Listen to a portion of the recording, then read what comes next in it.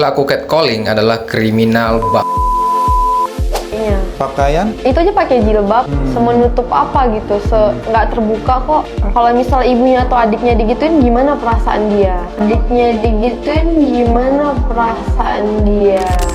Memang dasar Buat kalian yang belum tahu apa itu catcalling, ini gue kasih tahu. Catcalling diartikan sebagai perilaku mengganggu atau pelecehan verbal di ruang publik. Biasanya kayak siulan, panggilan, komentar yang mengarah ke seksual atau gerakan tertentu yang bersifat melecehkan, guys. Pelaku catcalling biasanya nyari perhatian orang yang menjadi korban, seringkali dengan maksud menggoda atau menunjukkan ketertarikan. Tetapi cara ini cenderung tidak diinginkan dan membuat korban merasa tidak nyaman atau terintimidasi. Biasanya bernuansa seksual atau merendahkan. Udahin cewek. Mbak, mbak, sini mbak,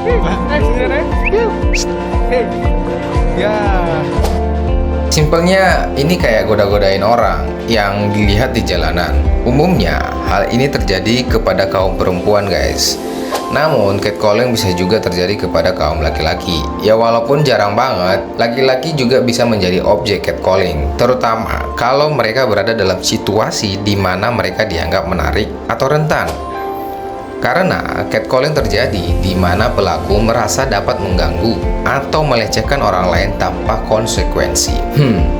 Bisa dibilang mirip bullying gitu sih, guys. Itu kenapa kebanyakan korban adalah perempuan, karena adanya budaya patriarki di mana laki-laki dianggap memiliki hak dan kuasa atas perempuan. Tapi beberapa tindakan catcalling ini memang cenderung ke pelecehan seksual. Catcalling itu bukan sebuah candaan dan keisengan yang dinormalisasi. Catcalling adalah perilaku yang sangat berbahaya.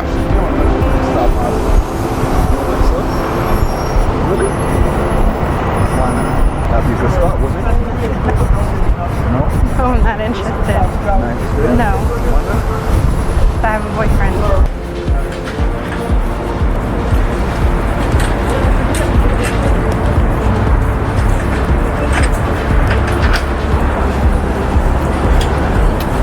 Banyak pelaku catcalling merasa tindakan ini cuman iseng atau bahkan menormalisasi sebagai interaksi sosial yang biasa. Ya kadang sih juga jahil gitu, suka siul-siul kalau enggak hai ya cuman dari iseng-iseng aja bisa tahu aja bisa jadi pacar atau apa gebetan. Padahal buat para korban ini bisa bikin mereka nggak nyaman bahkan takut, guys. Banyak korban tindakan catcalling yang mengalami trauma keluar rumah sendirian gara-gara catcalling ini. Jadi dulu lagi lari, itu di sekitar rumah, daerah Kemayoran. Aku lari lawan arah, memang sendiri sih. Terus tiba-tiba ada motor di belakang dan sorry, tepok pantat aku. Itu lumayan trauma sampai sekitar sebulan, kayak aku nggak lari dulu di waktu itu. Iya, sampai setrauma itu ya? Serius? Kasus-kasus catcalling ini sudah sering kita temuin di Indonesia. Baru-baru ini muncul sebuah kasus catcalling. Kejadian ini terjadi di Stasiun Kebayoran Lama, Jakarta Selatan, yang dilakukan oleh driver ojek online kepada seorang perempuan. Jadi menurut keterangan dari korban, driver ojol ini menawarkan jasa ojeknya ke korban, guys. Tapi korban menolak karena dia memang mau naik KRL. Tapi salah satu dari driver ojol ini mendekati tubuh korban untuk menawarkan jasa ojeknya secara terus-menerus, sehingga membuat korban merasa tidak nyaman dan ketakutan. Korban juga sempat cekcok dengan driver ojolnya, guys. Karena ketakutan dan merasa diintimidasi oleh pelaku, korban melaporkan kejadian ini ke petugas keamanan. Dan petugas keamanan mengkonfirmasi kejadian ini ke pelaku, tapi driver ojol ini malah merasa tidak melakukan kesalahan apapun. Ya jelas-jelas salah lah. Orang udah nolak, kenapa masih aja dipaksa gitu? Sampai deketin tubuh korban lagi. Selain takut, ya mungkin korban juga cium aroma yang kurang enak. Dan kejadian kayak gini mungkin bisa setiap hari terjadi, tapi nggak tertangkap kamera atau terekspos ke media sosial. Jadi ini adalah masalah yang sangat real. Tapi beberapa orang berpendapat kalau tindakan ini tidak sepenuhnya negatif, guys. Ada yang bilang kalau catcalling ini cuman kayak pujian aja buat bikin target merasa lebih percaya diri. Dan menurut mereka nggak ada niat jelek kok, cuman sekedar iseng. Dan beberapa orang juga menganggap catcalling ini bagian dari budaya interaksi sosial. Katanya sih ini kayak ekspresi ketertarikan saja dan nggak ada maksud buat bikin orang takut. Ada juga yang berkomentar tentang gaya berpakaian perempuan yang terlalu terbuka sehingga mereka terpancing untuk melakukan catcalling, dan perilaku perempuan di jalanan yang pecicilan.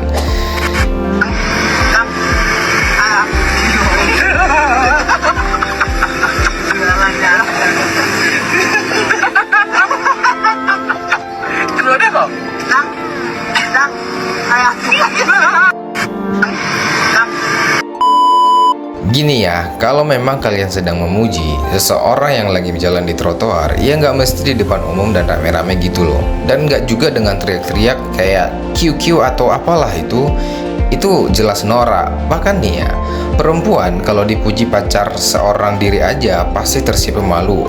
Ya wajar kalau ada orang yang ramean, godain, dan dengan gaya norak itu dia merasa nggak nyaman dan terkesan takut. Apalagi kalau kalian suka sama orangnya, norak banget lah godain di jalanan. Ya ngomong langsung lah, baik-baik empat mata, itu baru gentleman.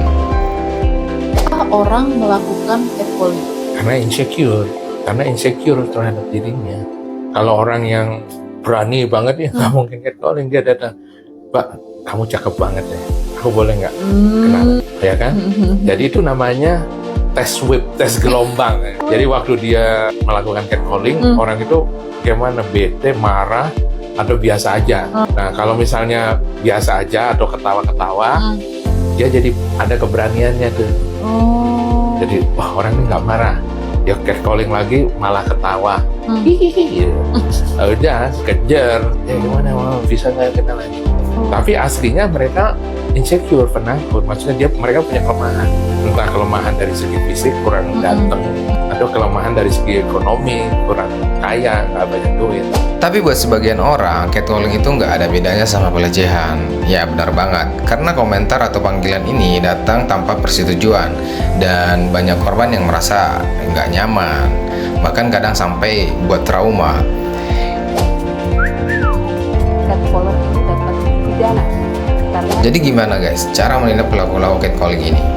Yes, benar banget guys. Jadi ternyata di Indonesia kita udah punya undang-undang tindak pidana kekerasan seksual atau biasa disebut undang-undang TPKS, di mana catcalling sendiri termasuk ke dalam pelecehan seksual non fisik yang diatur dalam undang-undang ini. Walaupun catcalling tidak dituliskan secara jelas di dalamnya. Diatur dalam Undang-Undang Nomor 12 Tahun 2022 tentang tindak pidana kekerasan seksual, di mana pelecehan seksual berupa verbal atau non fisik ini dapat diancam dengan pidana selama 9 bulan dan atau denda sebanyak 10 juta. Jadi kalau ada yang bilang catcalling itu cuma candaan, mereka salah besar. Karena menurut undang-undang ini mereka bisa kena hukum.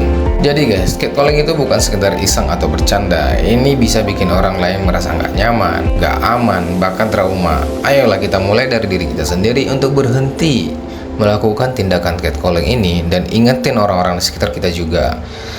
Wait, kiu, cewek yang pakai rok pem celana sekarang. Apa lu mau godain gua, lu mau godain gua? Ayo sini maju. Kita tuh nggak bakal tahu kapan bakal diganggu sama orang-orang ini. Jadi kita tuh kayak harus selalu siap-siaga.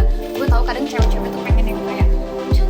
Kalau kalian setuju sama pesan ini, jangan lupa buat like, subscribe, dan share video ini biar lebih banyak yang sadar pentingnya menghormati orang lain di ruang publik. Tulis juga pendapat kalian di kolom komentar, gimana pandangan kalian soal catcalling.